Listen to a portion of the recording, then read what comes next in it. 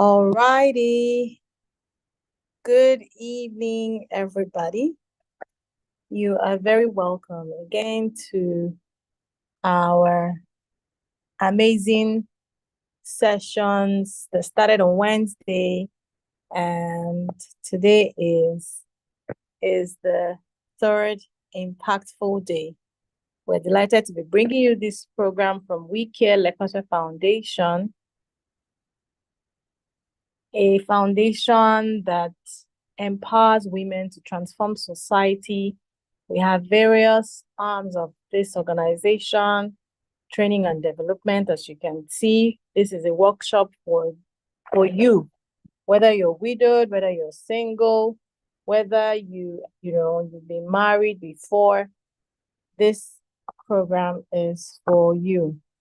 And we're really excited, for what has been happening here over the past few days.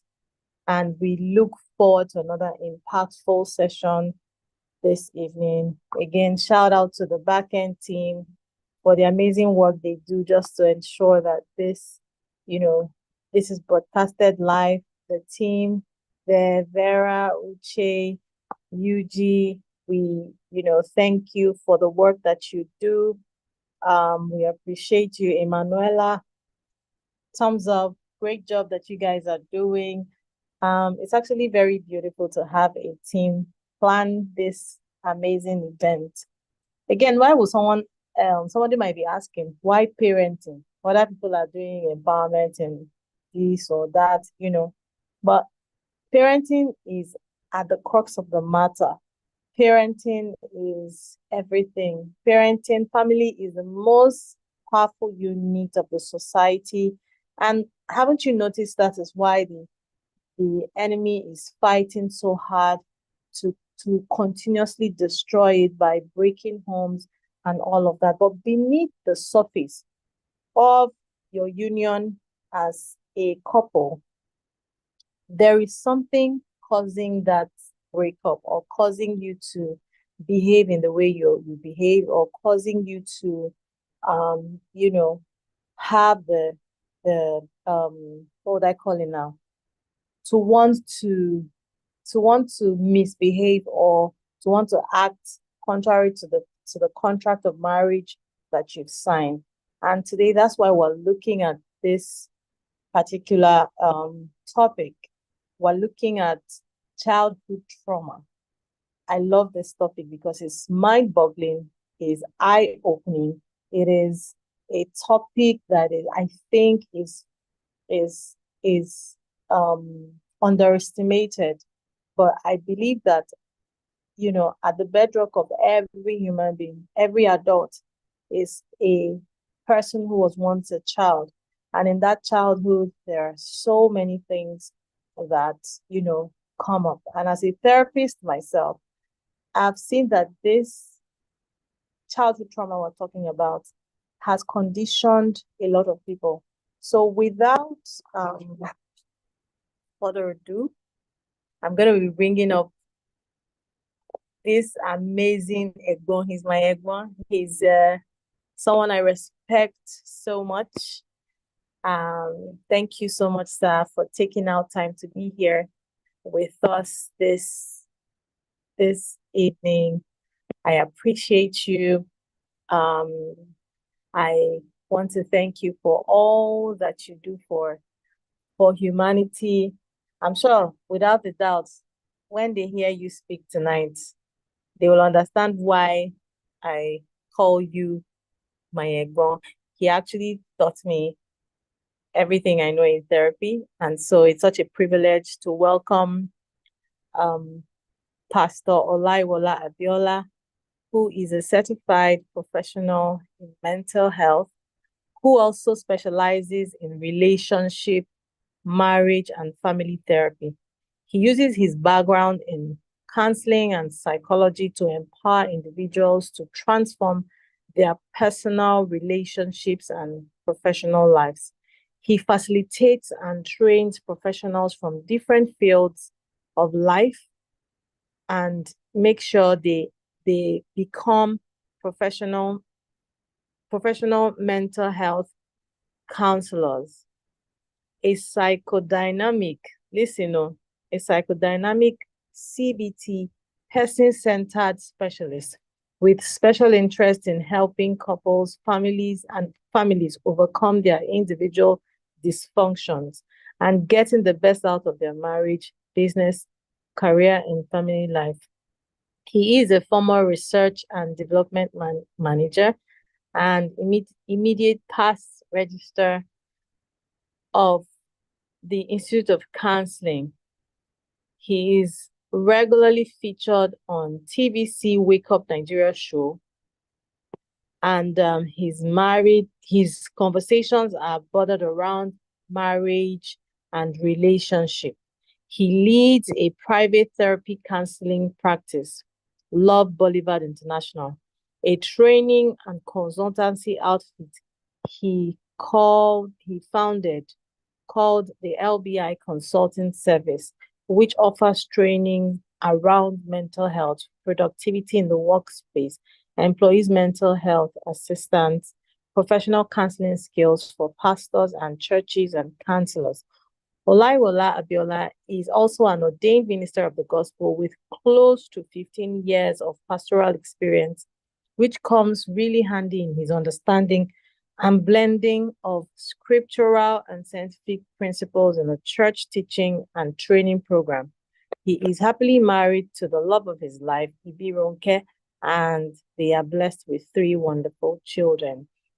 With a round of applause, can we welcome the phenomenal Pastor Abiola, who is here on the call with me. Thank you so much, sir. Thank you for being here with us. Thank you for being here with us. Thank you, sir. Thank you for, the wealth of wisdom you always share every time you come on. Again, we're looking forward to hearing from you, and by God's grace, a lot of clarity will come from this session.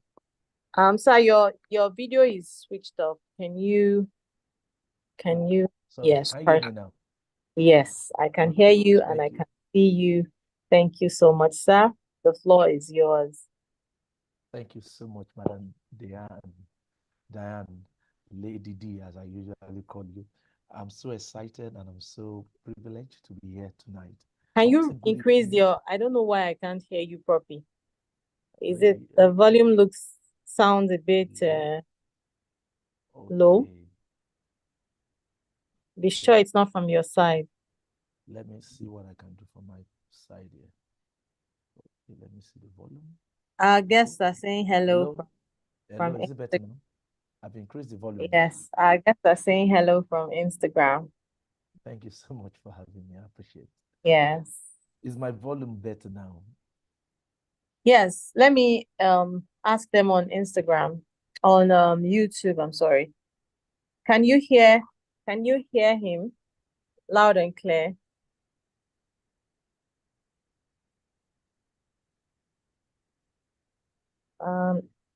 I think they can.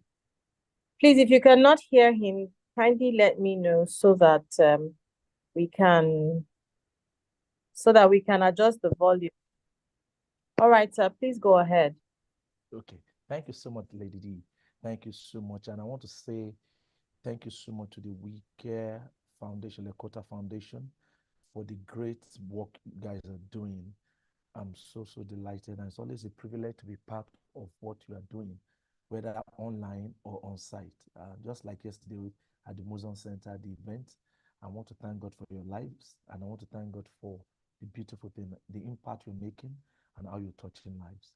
And it's my prayer that God in His infinite mercy continue to strengthen and bless you more and more, Lady D and your team. Oh, they say they can't hear you, sir. Are you sure it's from my because my volume is up? I can hear you clearly from my side, but if you are not hearing, maybe the technical team need to look at it. I'm at 100% on my volume here. Okay, let me. Okay, you can just keep talking. Let's see Okay, if to be it will sure. improve. Okay.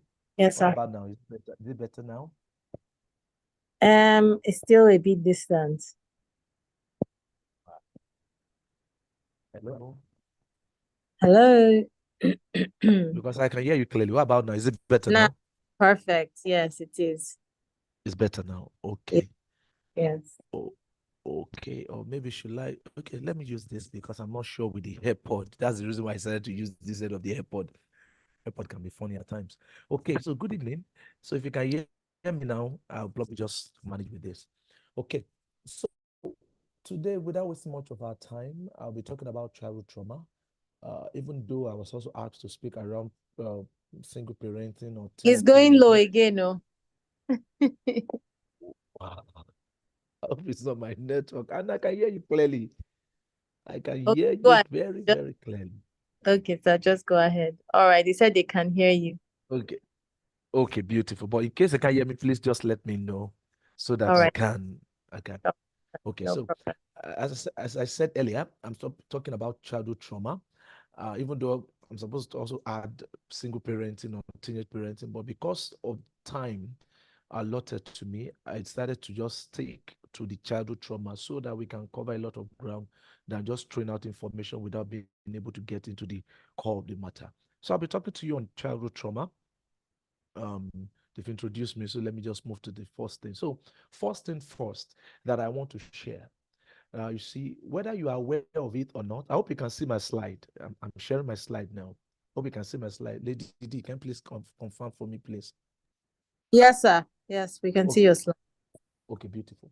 Now, the first thing I want to share is as a form of introduction to this reality.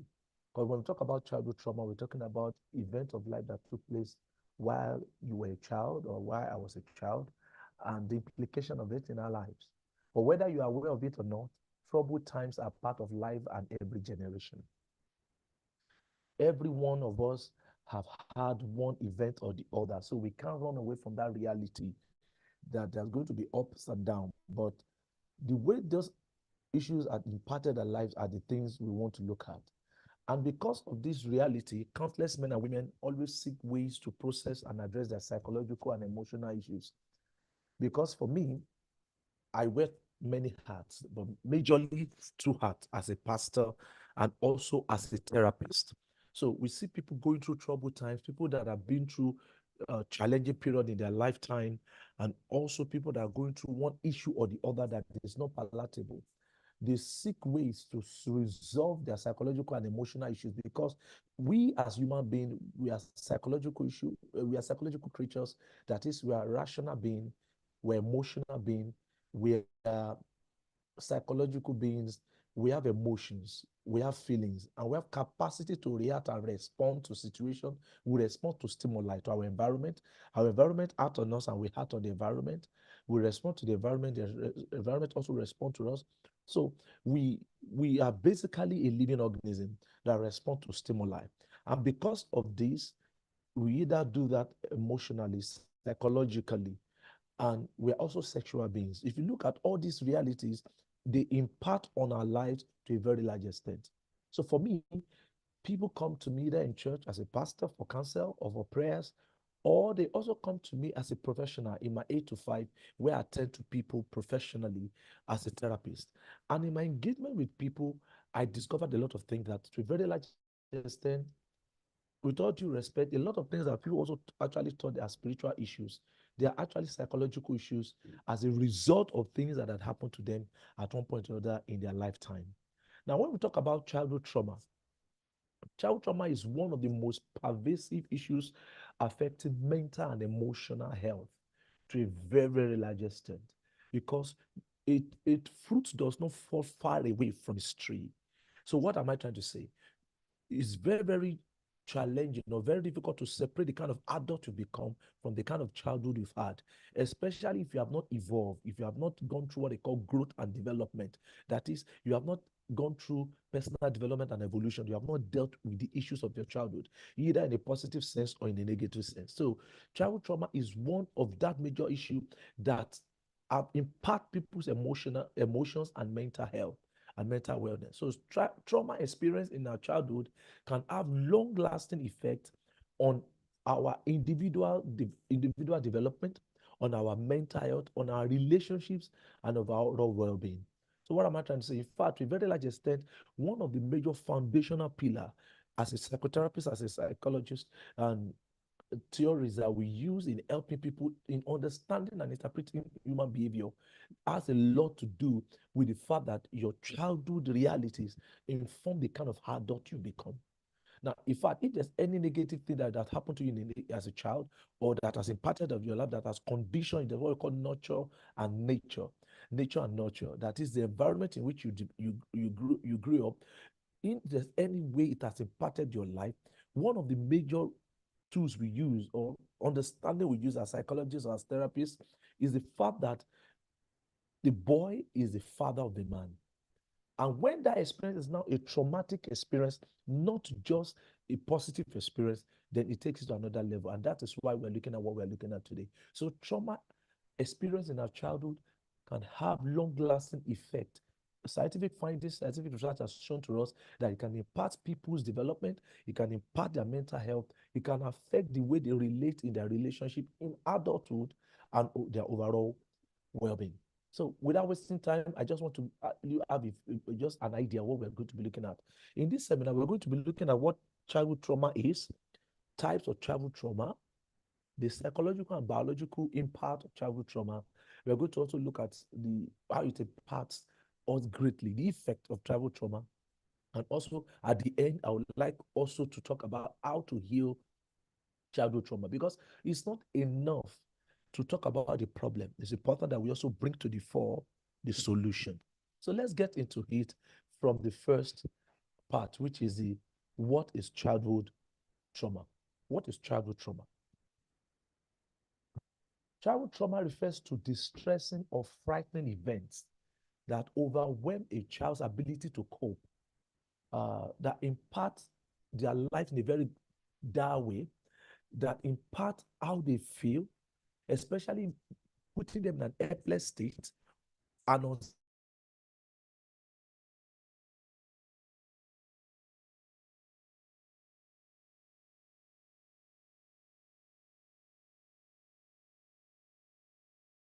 unsafe or in what if Sir, we lost you for a bit there.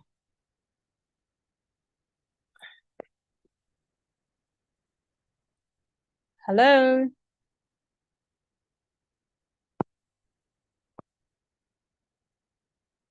Hello, sir?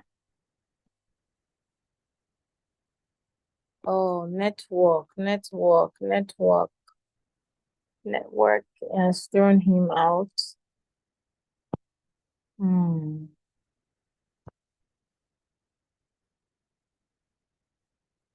Network, I think network has thrown him out. So, while we wait for Pastor Biola to come back, he was talking about childhood trauma, what childhood trauma is. From his description and the posts in front of you on YouTube, can you tell if you experienced childhood trauma in any form, whether physically, verbally, emotionally? Sir, can you hear me? Hello? can you hear me? Yes, you're back. Oh, sorry. Network. Sorry, I'm outside of Lagos. I hope my network this place will help me. But no problem. And we can Okay. better now. You can hear me. You can hear me now. Yeah. And you can see me. Okay. So let's get into it. So what is childhood trauma? Childhood trauma, as I said earlier, refers to distressing or frightening events that overwhelm a child's ability to cope, making them feel unsafe about child. Not should be So maybe you to would have to change your location or possibly put off your camera. Yes, because we can't hear you again. It's glitching. Oh, what about now? Is it better now? Yes, it's better now. Okay, let me put on my camera. Maybe that will help. Okay, let's get it. What now? Okay. Still a bit. Can you speak again? Maybe. Whew. Are you sure you? Hello? Hello? Can you hear me? I can hear you now. Okay. Now, Yes. can I go ahead? Yes, sir. Okay. So, trauma during childhood is particularly damaging as it occurs during the 5 years when the brain, emotions, and identity are still developing. Now, when we talk about adult, if I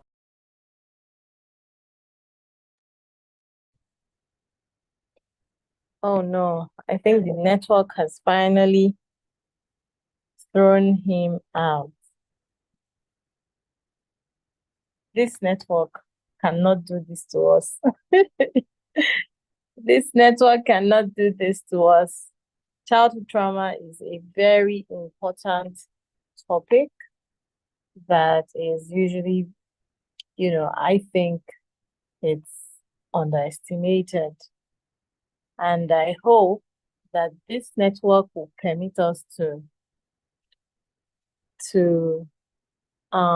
tackle this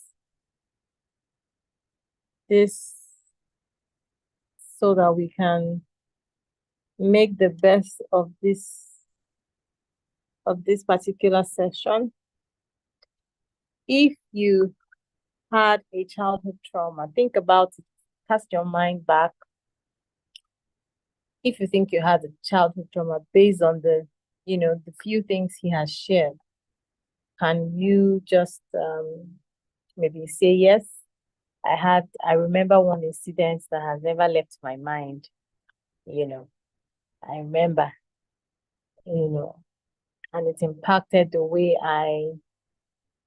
has impacted how I do things. Okay. I remember, okay, maybe I should share one. I remember, when I was a kid and so a friend back then shared an information with me, and this information was very sensitive.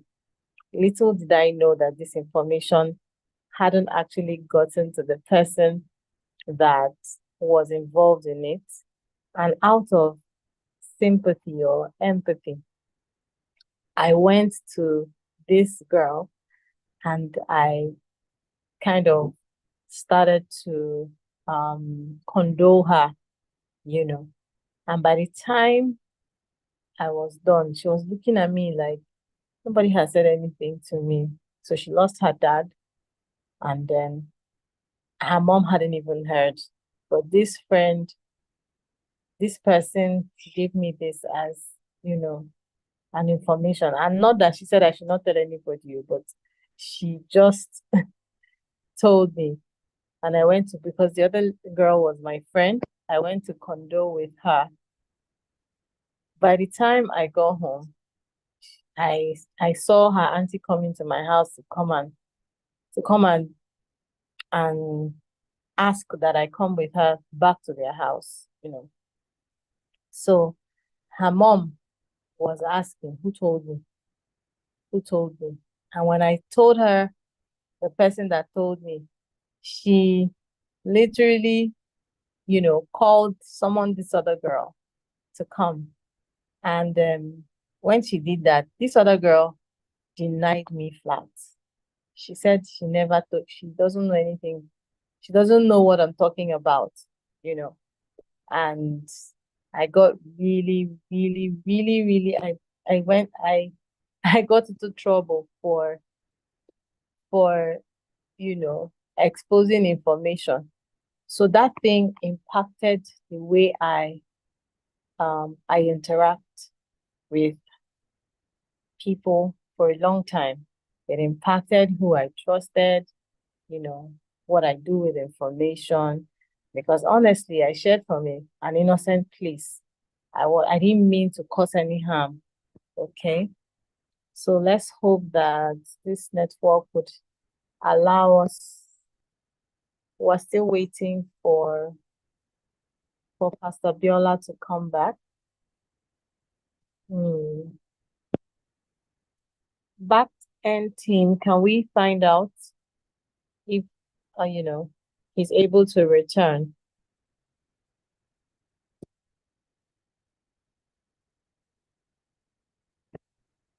Let's find out if he's able to return.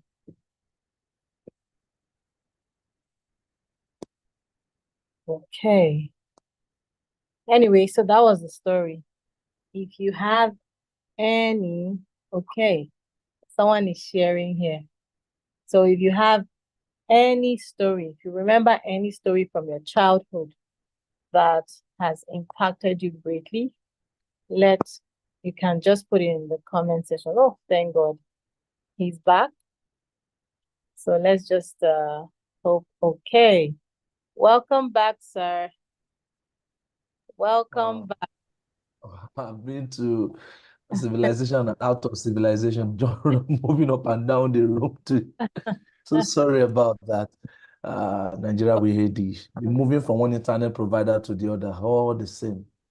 Wow. We're So glad that sorry. So let's get back into it. Let's take advantage of the time now. Oh, sorry yeah. about that. How can I continue, ma'am? Yes, please go ahead, sir. Okay, so I said trauma during childhood is particularly damaging as it occurs during the formative years. There's something we call fixation. We all went through what we call the psychosexual development stages of our life and psychosocial development stages of our life, different stages and different phases of our development. Now, when things happen at a particular state of our development, for example, let me use the psychosexual development stage as an example. A child moves from what we call the oral stage to the anal stage, from the anal stage to the phallic stage, from the phallic stage to the what do you call it, the dormant stage, when because talk about the sexual development of every one of us, then we get to the genital stage. Now, when the child has moved from oral stage, you see the child putting on the fingers in the mouth. Then you get to the anal stage. The sensation moves to the anus. Then at the phallic stage, from oral stage, from 0 to about 18 months thereabout, then about 18 months to about 2 years, 2.5 years, you get to the anal stage. The sensation, because the child begin to understand his body, sexual realities. Now it moves to the anal. Then from the anal, about 3, 4, 5 moves to the genitalia. That's what we call a phallic stage. Now, the boy just or the child, whether a boy or girl, is just exploring his body or her body to understand what sensation he or she is feeling. Then get to a particular stage when the child is now 7, 8, 9 in school, relating with all the opposite sex, and it's because of school and academic demands. It look as if it's dormant at that period. Then by the time you get to 12, 13 and above, genital stage, full blown to teenage years. So what I'm trying to say is that if you look at those different stages of the development of a child, if something happens at a particular phase out of those 5 stages, and the child is not properly helped to get out of that, the child can get stuck in that reality. We call it fixation. Even though the child grows up in age, increase in number in age, but the reality of that stage, for example, a child that sucks finger as a child at the oral stage, at the anal stage, when the sensation goes to the anus, playing with using the potty and things like that, messing up the old place, or the phallic stage when begin to have sensation in the private part. Now, if anything happen at that point, the brain can be rewired and it can impact how that child become an adult. Now, that is even talking about psychosexual development stage. Can I imagine when a trauma happens to a child, why it will happen to someone when the person is young? What I'm trying to bring out is that trauma is powerful. Trauma is life defining, but it becomes more ingrained, more in depth when it happens when you are a child. Because at that point, the brain is still in a very fragile state, very plastics and it's still being made, it's being formed. Because our brain keeps growing until you are about 21, 25, thereabout of age. So if anything happens before that time, it can mar us, not just psychologically, but also biologically.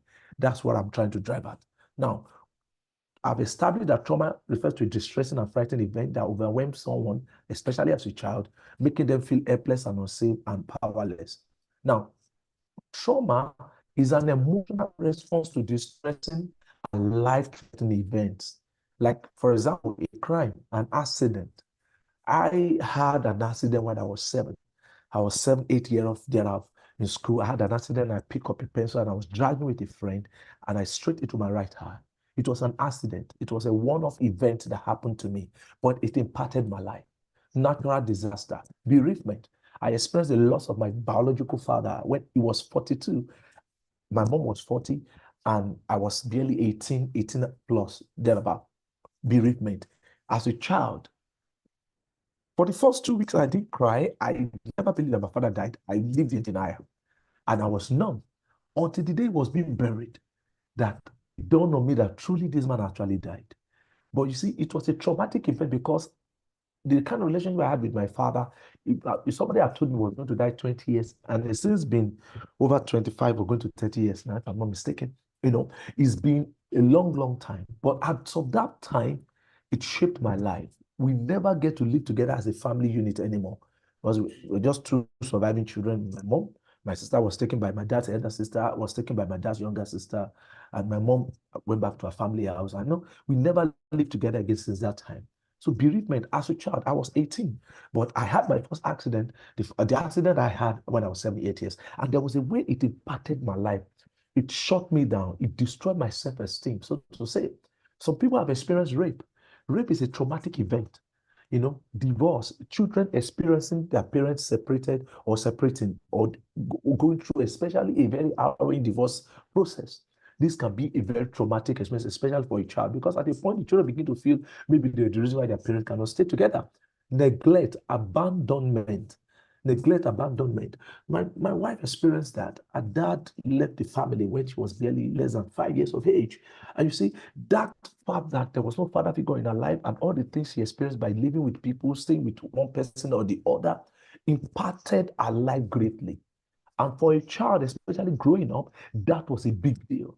And that is why you see some people they find it difficult to trust people. They find it difficult to be open. Some are so introverted, some are so internalize a lot because they never experienced the love of a nuclear family, of the love of a bonded family, staying together, father and mother. Even some people they grow up in a dysfunctional household where the father is beating the mother, or somebody is into drugs, or somebody has a mental health issue, things like that. There's a way to impact a child. Physical, sexual, or emotional abuse. These are part of things that can be traumatic for a child. Experiencing or witnessing a violence. I once had a client, as of the time I was having a therapy session with him, he was around 30 something, maybe in his mid 30s, going to maybe 35, 37, or 38, about close to 40.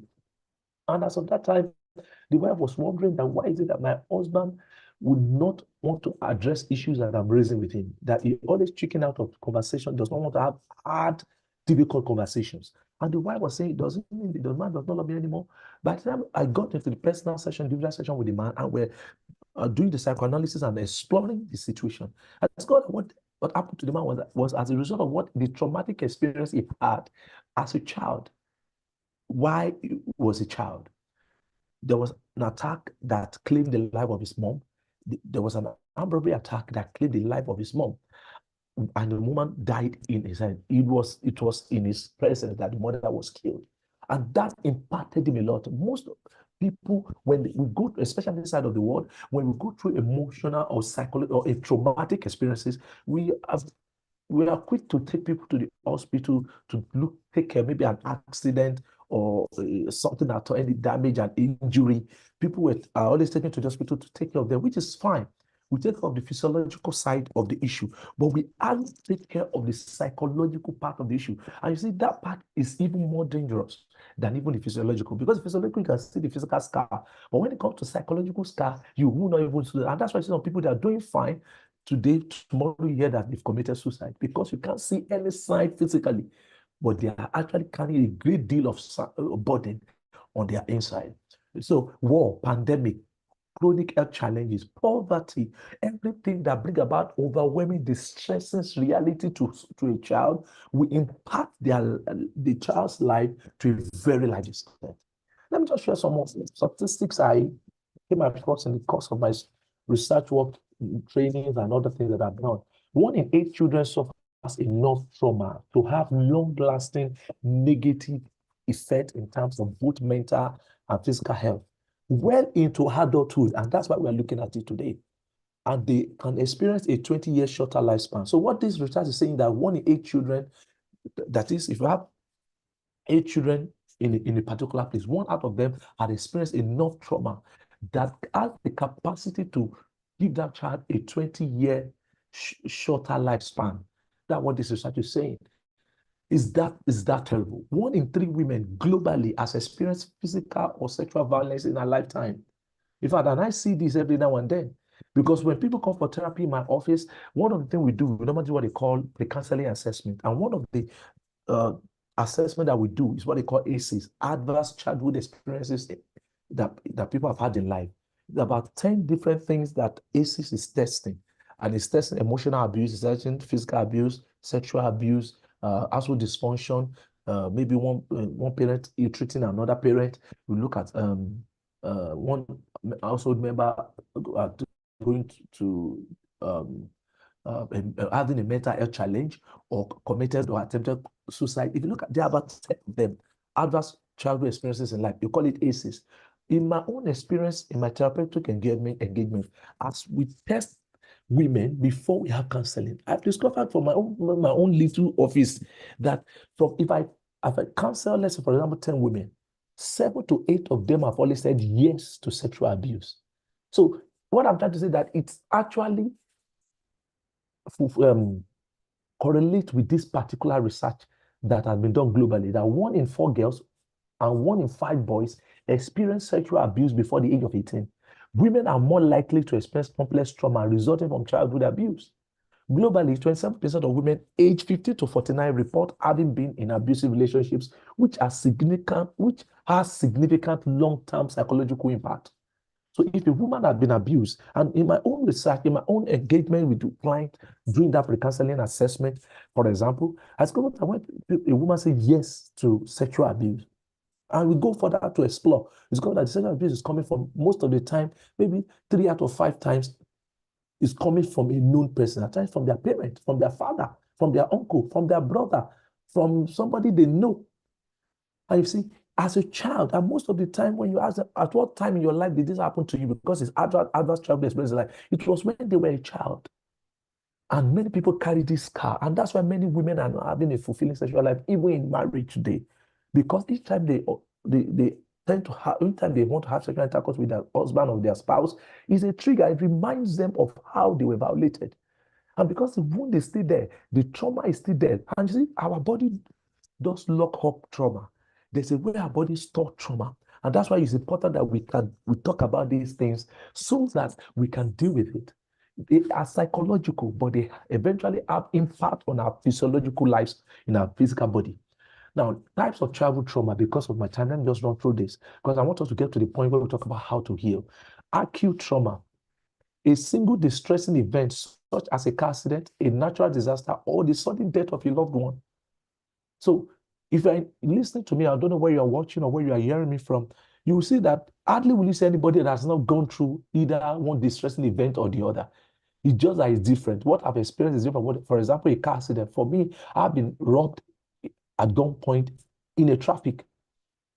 Natural disaster. Look at what pandemic, the COVID-19 did to us, to mankind. A sudden death of a loved one. I've experienced the death of my own biological father and other loved ones, extended family members, even friends, distant relations and different concepts. And some of them, you have relationship with them to the extent that it impacted your life greatly.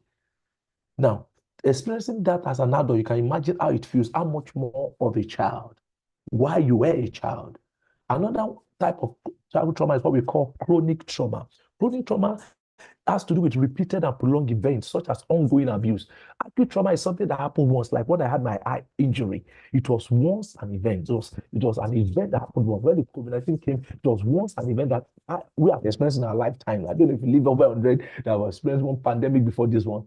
But when it comes to chronic trauma, this is a repeated, prolonged event. I've had people that they said they started being sexually abused from age 5 until they were age 12, some till they were 17, were 18. Repeated and prolonged events such as ongoing abuse. It could be physical, it could be sexual, it could be emotional, it could be neglect. Because a child being born into this world is not meant to raise him or herself. A child is meant to be taken care of by a parent or by a caregiver. Or domestic violence. People experience domestic violence over and over and over and over again. They have a cycle where they are married to a violent or an abusive partner, and this thing happens. There's like a cycle. After he has violated them or abused them emotionally, psychologically, or physically, he goes to plead with them, buy them a gift, like a peace offering, so to say. Then the cycle continues all over again, and you can see this person has gone through this same experience over and over. This is what we call chronic trauma. Complex trauma, multiple. Now, this is not just one, different types. Multiple traumatic events, often interpersonal in nature, like prolonged abuse or neglect that begin early in life and disrupt development. And it's what we call developmental trauma. And that's why we're looking at this, because a form of complex trauma that specifically imparts early brain development due to neglect or other significant disruptions in caregiver-child relationship. That is why we're looking at this. Because to a very large extent, many people are saying, why am I like this? Why do I find it difficult to forgive people? Why do I find it difficult to trust people? Why do I find it difficult to maintain a relationship? Why do I find it difficult to have a smooth sail in my interaction with people? So people cannot, they have, even their place of work, they have high turnover of staffs. High turnover of staffs to the extent that their staff cannot stay long with them because they have this maladjusted character. They are socially incompetent. They have what we call social incompetence. They cannot engage. They cannot keep people in a relationship, whether in a business form, whether in a relationship form, in whatever form. They can't just do it because they've been wounded. They are a wounded soul just going about. And funny enough, many people are not even aware of this. That's why many people cannot even keep a marriage, because they are coming to that marriage traumatized, damaged. So before the man says anything, they're already defensive. That's why some people don't take to correction. That's why some people are very, very aggressive. You get to see when you get to the effect of trauma. Now, let's look at psychological impact of childhood trauma. Number one, emotional deregulation. Children who experience trauma often struggle with managing emotions, experiencing heightened emotional responses such as intense fear, anger, or sadness. And you see, before I came to that point of healing myself, each time I see my children, there was a particular day I can't forget. I saw my children, they were dragging biro or pens or something. I was in my study and I overheard them shouting. I jumped up from my office, my study in my house. I ran to the situation where they were dragging, because what?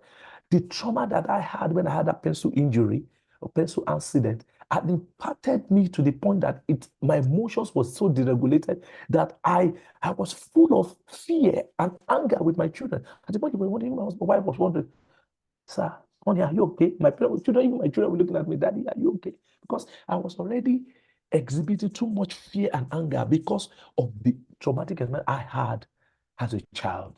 Emotional dysregulation. That's why I see so many people, because while growing up, they've been traumatized, either by neglect, either by abuse, and because trauma put a man or someone in the state of helplessness. And there's nothing as disempowering as being in a state of helplessness, as being in a state of hopelessness and not being able to help oneself. Number two, psychological part of trauma, childhood trauma, attachment issues. Then what we call attachment style. Attachment style talks about the way a child is raised, attaches to significant caregiver or significant other, like if a parent or whoever is a caregiver as a child, between the age of 0 to 2 or 5, because whatever happened to a child between 0 to 5, scientifically it has been found that it remains with us for life. Those are the things people are dealing with, that they have to develop or grow or have to evolve, because whatever happens between 0 to 5 is by scientific evaluation and finding and research remains with us for life until you do something, until you evolve and understand this in the light of the kind of thing we're talking about today. So there's what we call attachment style, that a child will have what they call secure attachment or insecure attachment. Insecure attachment could either be avoidant, you could be disorganized, or avoidant, disorganized, and dismissive. So these are the kind of people, because the way you were related to as a child. So if I've experienced neglect, abandonment, abuse, you are going to definitely be under what we call insecure attachment. And it has been found that this also goes with us to adulthood when we are getting married or when we are meeting a lover or someone, or in our interaction with people at large. So trauma disrupts the formation of healthy attachment, leading to difficulties in forming trust-based relationships later in life. Number three, psychological impact of childhood trauma is what we call cognitive impairment. Trauma can affect memory, learning, concentration, and problem-solving abilities. When I get to the point where how trauma affects brain, you understand it better. Cognitive impairment. So you see some people today as an adult, you may wonder, common sense is not common. To you, it's common because probably you have not been impacted by a trauma, by a significant trauma. For example, people that have experienced near-death experiences, maybe they were about to drown in a swimming pool and they took God by grace for them to survive, or probably they were in a fire disaster and it was by sheer luck or by grace that they escaped. And as a child, there's a way it impacts life. It can impact your memory, it can impact your learning, it can impact your concentration, and it can impact your ability to problem solve. And number four is behavioral problem. Because if you are not thinking right, you are not going to feel right. And if you don't feel right, you're not going to behave right. Behavioral problems. Children may exhibit aggressive behavior, withdrawal, defiance, or become overly compliant. Because when in mental health issues, it's either you go to the extreme right or you go to the extreme left. What is expected for us to maintain a balance and equilibrium? But when people have these kind of experiences that are traumatizing or traumatic, it can either drag you to the left or to the right. You become overly compliant, lack of confidence, self-confidence, lack of self-esteem, or you become aggressive. You become, because you feel that, okay, I was once helpless, but this time around, I'm not going to allow myself to be like that anymore. And they may not even be self-aware because it was a difficult. For me, when I had that injury, it didn't drag me to the extreme of being aggressive, but it dragged me to be overly compliant. I become very quiet. I become so introverted, and I just don't want trouble because if you say anything, they'll abuse me, they will lash me, they'll make jest of me. I say, look at your eye, one eye man, see one big eye. All this kind of thing made me I sunk into my shell. And it makes me overly compliant. So I don't scatter table, I don't break table until when I grew up as an adult. In fact, I've been married before I found my healing. So and I discovered looking back that the one of the reasons why there's anybody I'm making noise in the class, I won't be part of the meeting. But before that incident, I was highly extroverted, because due to my extroversion that I got involved in that accident. But immediately after that happened, that trauma happened, I shot into my shell, and it made me so compliant. And there are places where I'm supposed to to own the floor, to own the stage, to save my own mind. I just kept quiet until I found healing.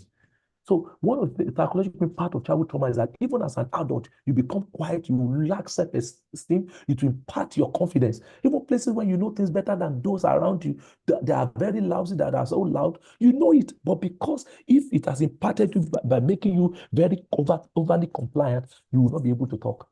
And at times, you see some people very aggressive, very domineering. It's because of the abuses or the kind of thing that they've gone through before in their childhood, and they made up their mind that I won't allow anybody to box me to a corner again as an adult. So they become defiant, in the way things they do. Okay, so let's look at some effects of trauma.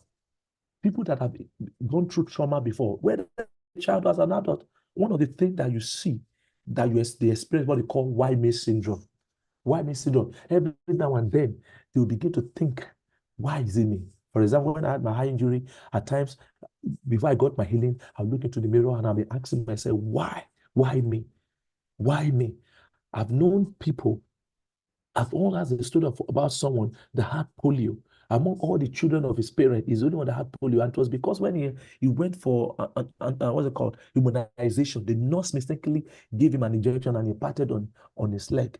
And this person when he grew up, he became a very angry, very stubborn person because he asked his parents one day, say, "You look at all of you. Why is it only me that I'm having polio, that one leg is paining me, and every other of my siblings are all, they don't have this challenge?" And this why me syndrome can cause a man to sink into their shell. If you are not careful, they can go. And this kind of shell we're talking about is like a bottomless pit. The person just keep thinking and wallowing in self-pity in a way that can destroy their sense of self and self-confidence. Another thing is what we call not good enough mindset. Trauma, because for example, somebody that was raped, that was gang raped. I've known somebody I've heard about the story of someone that was gang raped, over 50 now, she's still not married. Because that why me syndrome was there. She found it difficult to forgive her brother because she I think probably went to see her brother and didn't come home that night or so. And her brother came to the house and probably she was the only one at home and she was gang raped. And since that time, and if you look into the scripture, I'm a pastor. There's the story of a lady called Tamar, the younger sister of Absalom, that was raped by Amnon, her stepbrother. Scripture told us that this lady never married again. She remained desolate in the house of her brother. Her brother had to honor her by giving his own daughter, when he gave her to a daughter, the name of the sister. Not good enough mindset, because trauma will make you feel you are not good enough. Trauma will make you feel you are set apart for the short end of the stick, that life is not fair to you. Anxiety and worry, addiction. You see, anybody that's addicted to something is actually running from something. Addiction is what we call is an offshoot of escapism. If you see somebody addicted to anything, the dopamine release is enjoying through what is addicted to is because it's trying to escape from something. Maybe a dysfunctional home, a dysfunctional relationship, or a very toxic parent, a toxic father, or toxic mother, or toxic. If somebody is addicted to something, there is something the person is running away from. So one of the things is the pain and the reminder of the trauma. So trauma brings one of the things that trauma brings what they call PTSD, post-traumatic stress disorder, that you begin to relive that experiences over and over again. Like, for example, somebody that was at a gunpoint, was robbed at a gunpoint. The thing can keep coming over and over. Or somebody that was gang raped, or somebody that was in a near death experience, a fatal accident. The mind because of the memory, can keep bringing this thing over and over and over and over and over again. And when that happens, at times people are looking for something to block their mind, to shut that thing down. Then they get addicted to things. It could be a drug, it could be anything. Some use indiscriminate sex as coping mechanism. Some use addictive substances like drugs, like weed and other things. Some do what they call binge eating. Anytime you see somebody addicted, there's something the person is running away from. Depression, shame, these are other effects of trauma. And that is why we're looking at this dissociation. When people become numb and they look as if they're not even their own body. They think so much impact their mind to the point that the only way to maintain sanity is to do what they call dissociation. People eventually have suicidal ideation, suicidal tendency, feeling of unworthiness of love. That's why many people, when you love a traumatic woman that has not healed, even your loving her can become a suspect. Trust and avoidance issue. I've talked about PTSD, aggressive behaviors, emotional outbursts, parenting from trauma, like what I told you I did. So many parents today are parenting. The reason why they are very hard, the reason why they are difficult, or the reason why they are overly indulging their children is because of the trauma. The way I suffer, the way my eyes see, I know my children see, and that is why they are parenting from their trauma, withdrawal and etc. So let's look at the changes that takes place in the brain of a child. Because I told you earlier on that when a child is traumatized, it's difficult and challenging because at that point the brain is still developing. Because the brain keeps growing until you are around 21, 25 years of age. And that is why it's important that we look at this. So look at these three major things that happen, and that is how it imparts. That is how it imparts our lives. Can you hear me? Can anybody hear me? Yes, sir. We can hear you loud and clear. And you can still see my screen? Okay. Yes, sir. Okay, so let's look at what happened at the child's brain so that I can get to the healing part. The child's brain adapt to cope with the trauma via these changes in the brain. I've always told people that the brain was not designed just for you to succeed. The brain was designed first thing first to preserve you. So this is what happened. You see the things that happen. Number one, the reward system of the brain. When abandonment, abuse, and neglect impact social competence of a child, the ability to have what they call social competence, social ethics, emotional intelligence. Therefore, trust issues, lack of emotional intelligence, misjudging people's intention. Because if that part of the brain, once it is impacted by abandonment, because when there's a healthy parenting, when there's a healthy growing up as a child, what happens is that the reward system releases dopamine that makes you feel good and want you to keep having that kind of experience. But when there's a case of abuse, abandonment, neglect, the first thing that happens is that the ability to socially interact, social engagement will be impaired, emotional intelligence will be impaired, and you begin to misjudge people's intention. The threat system. Now, we all know we all have this thing in our system, that the flight, fight, and freeze. That is, God put it in our body as a human being so that we can survive threat. But see how it's impacted or turned upside down when one is traumatized. Domestic and physical violence leads to hypervigilance. So I remember when I was robbed at gunpoint in traffic around 8 p.m. night, 8 p.m., 8:30, 9 p.m. thereabout. After that time, for several months, I don't like to drive in the night. And once I'm driving in the night, immediately it's dark. I just cover that subconsciously without me instigating it. I become hyper sensitive. In fact, if you are selling gala and lacasera or drink in the traffic around me that time, you are a suspect. I discovered that my heartbeat begins to beat. I begin to sweat. Even in AC, I'll be sweating because my brain is trying to tell me this is what happened. You around the same time, around this time scenario that you were robbed. So what the brain is trying to tell you is that it's trying to preserve you. Danger, danger, danger. But the funny thing is that as of that point in time, there's no danger. And when that happens, it releases cortisol, all this stress hormone that is necessary to adrenaline that will make your muscle to be thinking to your body to be ready for flight or fight or freeze so that you can escape danger. But when there is nothing, now that you have been traumatized, that thing has registered. And what happened? It not create this kind of thing. So things like domestic and physical violence or being in a very life-threatening scenario, maybe a vehicular accident and like that, it leads to hypervigilance. Even when there's no threatening situation, the person is full of anxiety. Then it releases cortisol and adrenaline stress hormone into the system. And that's how it impacts the stress system. So you are being alarmed, even when it's like a fire alarm in an hotel or in an organization that goes on, or that goes on in a house, even when there's no fire. We call it false alarm. But unfortunately, when that happens, cortisol, adrenaline, stress hormone are released into your system, and that is how internal organs are impacted, and people have a lot of diseases inside of them. And they look and they can't find any psychological reasons why they have those things. It's because of the things that have happened, the traumatic experience they've had. And another part of the brain impacted is what we call the memory system. The memory system now, each time there's a traumatic event, there's a neural pathway that is created. Negative memories are marked or maintained due to stress hormones, because when this hypervigilance happen, that memory is marked, and that is why when you're in a similar scenario, there's an hypervigilance. Your brain goes pim, pim, pim, pim, pim, pum, pum, pum, pum. Maybe a lady that was raped before in the night, and now she's working in that area, or probably is now in a situation that looks similar to that. What happened that the brain goes up? Because that negative memory has been marked due to the event and stored, whereas positive memories are easily forgotten. So when you see anything, that's what we call it triggers. When you see anything similar or look like what has happened before, it goes on. So the memory. So what happens is that positive memories are easily forgotten, while negative memories are enhanced and are maintained. And this can create a lot of anxiety and worry for people.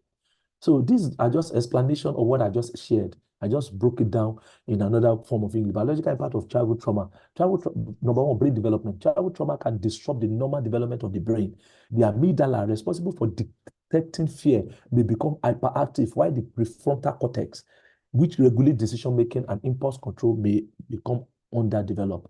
Another one is hormonal changes. Prolonged stress leads to the overproduction of stress hormone. Like I said earlier, like cortisol, impacting the child's ability to manage stress later in life. And then what we call the nervous system dysregulation. The automatic nervous system can become chronically aroused, leading to hypervigilance, as I explained earlier, or a numbing and emotional shutdown. Now let's get into the solution as I tidy this up tonight. And I hope you can still hear me. I hope you can still hear me. Can you still hear me? Yes, sir, we can. We can hear Okay, you. thank you. So let's tidy it up. Let's tidy it up. Someone once said that mental health problems, such as trauma, all this anxiety, depression that comes, PTSD as a result of trauma and any other mental health challenge you may think of, the mental health problems don't define who you are. They are something you experience. You walk in the rain and you feel the rain, but most importantly, you are not the rain. I want you to tell yourself, I am not the rain. I might have experienced traumatic experience as a child. I might have even probably going through it at the moment as an adult. Because I've had a lady that said at every stage of her life, she was a victim of rape. Raped as a child, in sexual relationship, raped as a teenager, by a so-called friend, raped as a young lady. And at the three different stages of her life, by the time she was about to get married, she had what they call frigidity. That is, she was not released wetness in her private part that makes sexual intercourse difficult. Why? Because of the trauma she had experienced at the different stages of her life. But we are saying tonight that you might have experienced the rain, you might have been soaked or drenched by the rain of trauma, but listen, you are not the rain. There's solution, there's a fresh lease of life, and that's why we are bringing this to our hearing tonight. So let's get into it. So what do you do how to heal from childhood trauma? Damaged and unhealed women damage others. Hurting people hurt others. Damaged people damage others. That is the truth. Many relationships have gone down the drain because the woman had trust issues. For example, if you're raped or deflowered by your own father or by your own uncle, by your own brother, or by somebody you respect so much, if you were violated sexually by that person, how easy will it be for you to trust any other man? Or probably you were downgraded by friends, or you were set up by your own friends. I know a lady that because she was a virgin, all her friends had been sleeping with men, and because out of envy, they set her up with boys and they raped her. So if you have been betrayed by your so-called friends, how much more will it be easy for you to trust other people now that you are more mature, you have seen life, you've experienced life. But you see, you can't continue to live life like that, because if you do not deal with those issues, they will eventually impact your life and hinder your potential and hinder the greatness that is locked up on the inside of you. So let's look at the first thing to do. Number one, you must acknowledge. I do not intend to make it a spiritual affair, but because I'm also a pastor and a therapist, I just wanted to bring these scriptural parts to drive home the point. Number one, acknowledge the pain and trauma. I'm a Christian. There's this particular portion of the scripture, Joel chapter 3, verse 10, that says, let the weak say, I am strong. Now, we not say, let the poor say, I am rich. That even by faith, because for so many faith people, so many religious people, they feel because they are religious that what happened to their psyche or to their mind, to their soul, it does not matter. But there are provision, even in the scripture, at least for me as a Christian, I know there are provision in the scripture to even take care of mental health issues. Joel 3 says, let the weak say, I am strong. Let the poor say, I'm rich. That is, before you can even say, I am rich, you must first of all acknowledge that you are poor. Before you can say you are strong, you must first of all acknowledge that you are weak. So the first place to start when you must heal from childhood trauma, or any trauma for that matter, is to acknowledge the pain. Stop living in denial. Many people try to numb the pain. Stop living in denial. Acknowledge that I was raped. I had this injury. So at times I look into the mirror and I look at myself, true, I had this accident. There's no need to live in denial. There's no need to try and placate the issue. I was the one that was robbed at gunpoint. I was the one that lost a loved one. I was the one. Acknowledge it. Because I've had a student in class some time ago I was trained that said for 10 years after her husband had died, she kept rearranging her husband's clothes in the wardrobe, saying, my husband will soon come. My husband will soon come. My husband will soon come. And this was 10 years after the man had died. And she kept arranging. She was living in denial because if you do not acknowledge the pain, if you do not acknowledge the trauma, you will not be able to grieve. Grief is our response to a loss.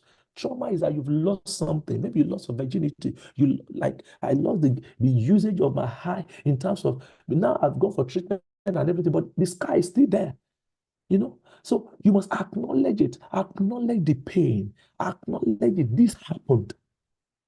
Let the weak say, I am strong, and Paul say, I am rich. Then number 2, grieve and forgive. Matthew 5:4 said something very critical. He said, blessed are those that mourn, they shall be comforted. Grieving is a natural response to a loss. It's a natural response to a traumatic experience. Grieve it. If you take to cry, cry. If you take to weep, weep. Weeping itself is therapeutic. There are few ways to get bottled up emotion: hysterical laughter, hysterical shout, or weeping. Cry it out. People say, don't cry, stop crying. No, release the pent-up emotion, because emotion will not go away until you do something about it. And one of the ways to deal with emotion is to grieve it. Grieve it if you need to grieve it. Grieve it. And what? Forgive. You know, it is okay not to be okay, but it's not okay to remain not being okay. And forgive. If you do not forgive others, God in heaven will not forgive you too. Forgive yourself. Many people have what they call self-compassion. Many people are dealing with trauma, even though it's been long, because they have refused to forgive themselves. Why did I go there? Why did I visit this guy? It was my fault. Why did I enter that vehicle?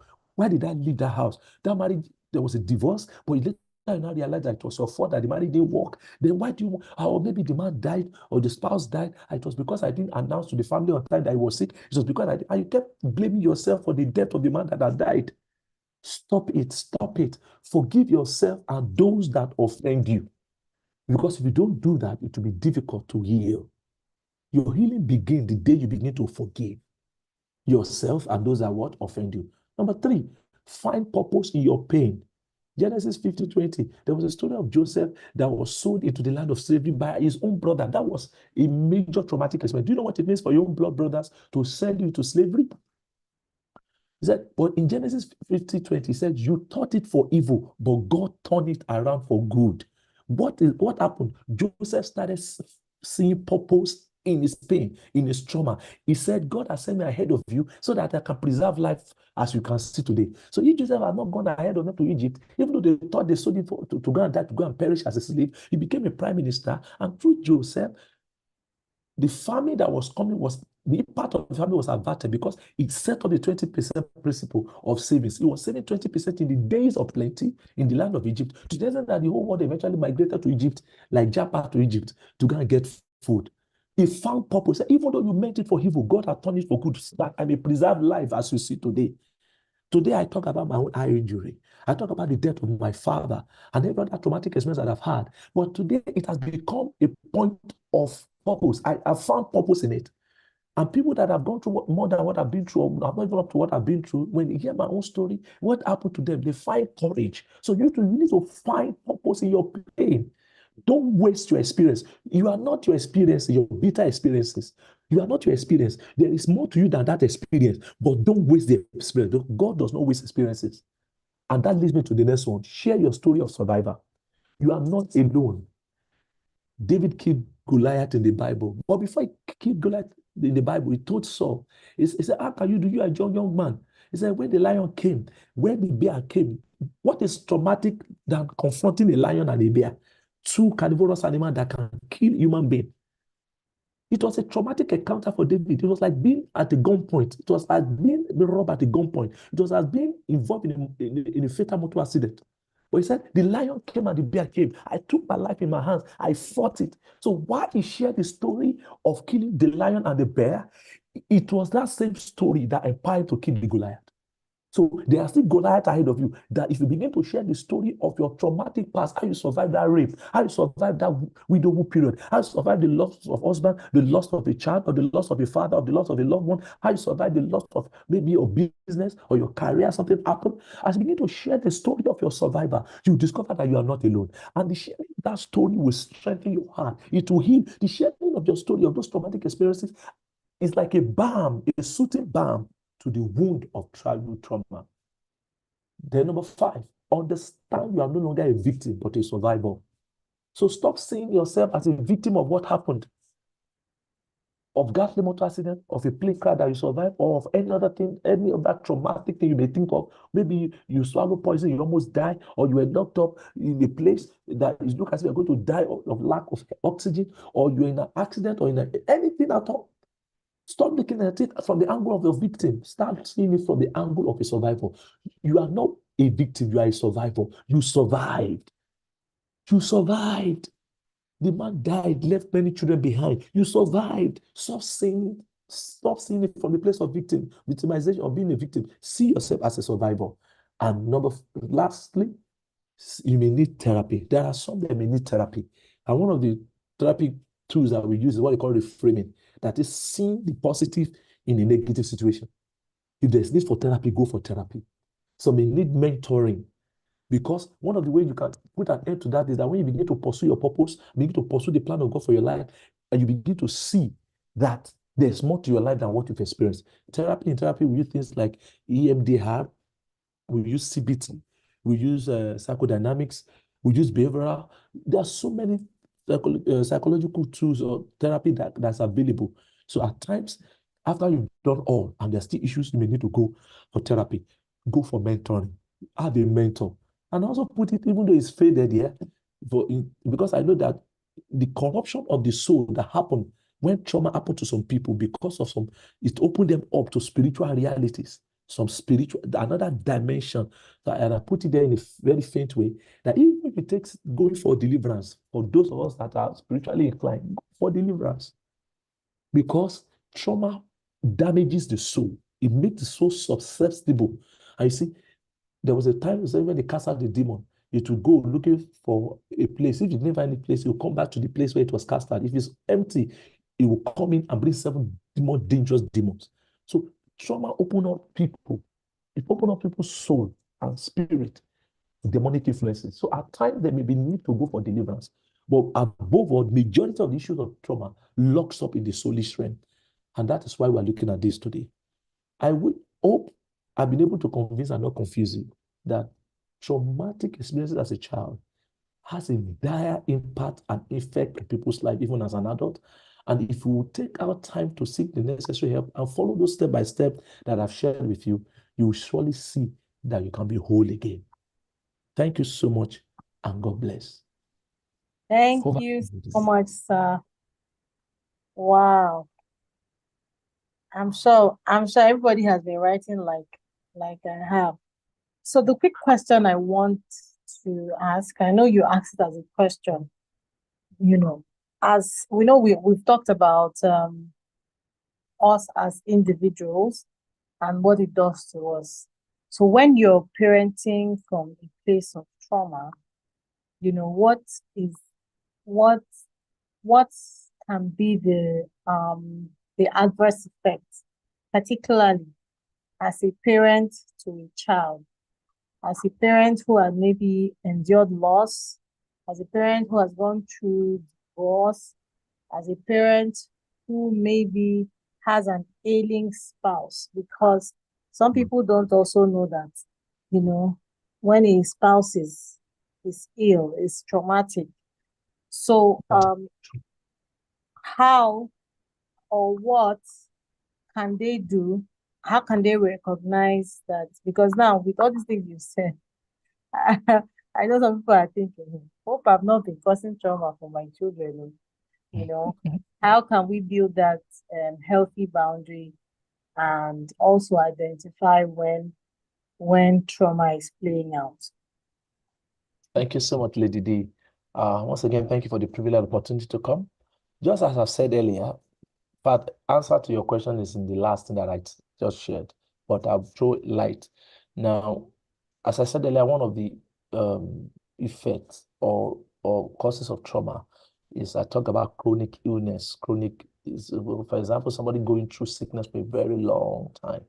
For example, when my dad died at 42, he was sick for about 6 months before he eventually died.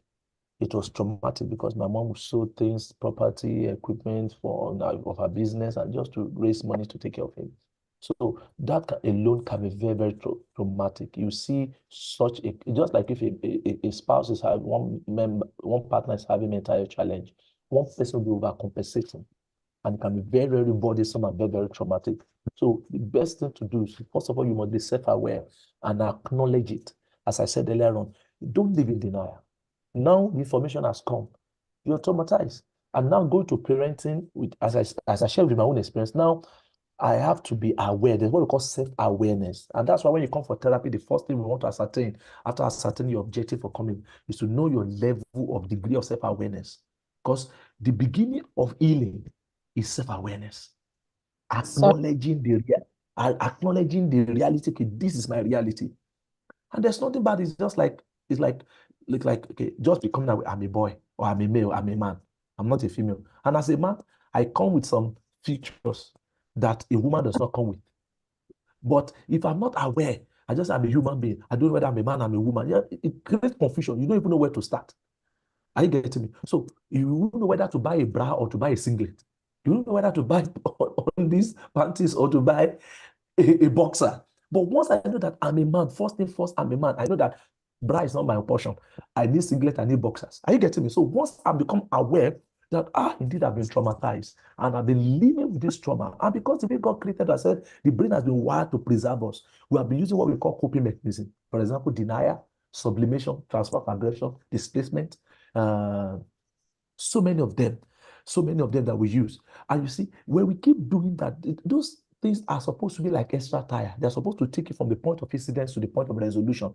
But if you do not resolve it, you keep using your extra tire perpetually. You see that the tire will be smaller, the car will look uglier, and it will slow the car down because there's a certain speed limit with the extra tire that normal tires can speed more.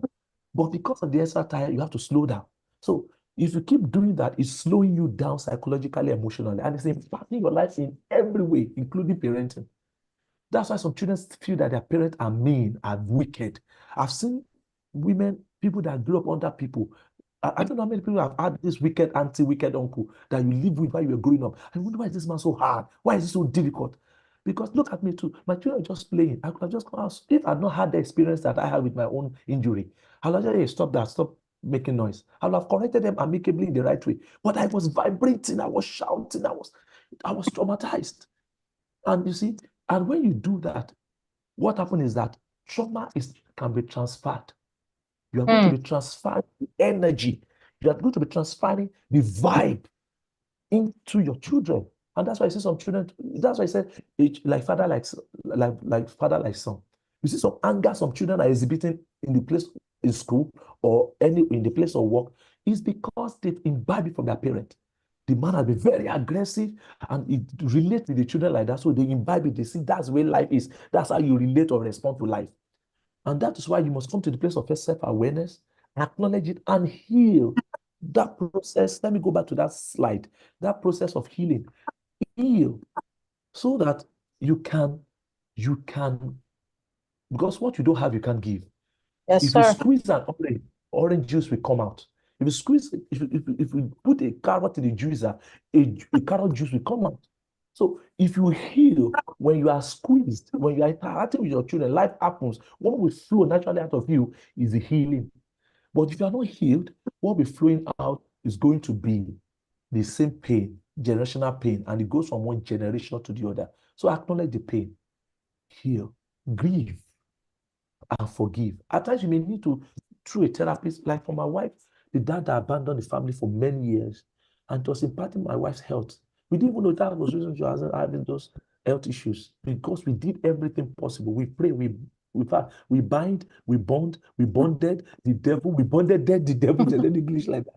But after some time, the thing will come back, not knowing that there's an unhealed childhood wound in our subconscious. When she went for therapy, she came back, and we know that it was because, and she never knew that she was even still holding that thing. She said, I'm not holding my dad, but that the pain and the injury was there in her subconscious. And we now asked for a confrontational session with the father. The father came for the family meeting, and they had a meeting, and she spoke her mind to her dad after many years. And I discovered immediately after that meeting, she spoke to his father, Daddy, this is what you did. You abandoned us. I suffered abandonment. I was moving from one place to the other, living with one uncle, one brother with the other. And this is how it impacted my life. The man was still making excuses. He said, Daddy, I demand an apology. And the father bursted into tears and he demanded for an apology during that family meeting. And one thing I observed was that the following weeks and months, the major health issues in my wife's life went out, disappeared Wow. without medication. Because these are Wow. psychosomatic issues. Things locked up in your subconscious, impacting on you physiologically. And that's why many people are not enjoying life. That's why many, for example, a woman that was raped, maybe the husband that she got married to, I don't know who I'm talking to here, you want to preserve your virginity until the day you got married. But this same man was the same man you married, but he deflowered you before the day of your wedding, even though it was still the one you married.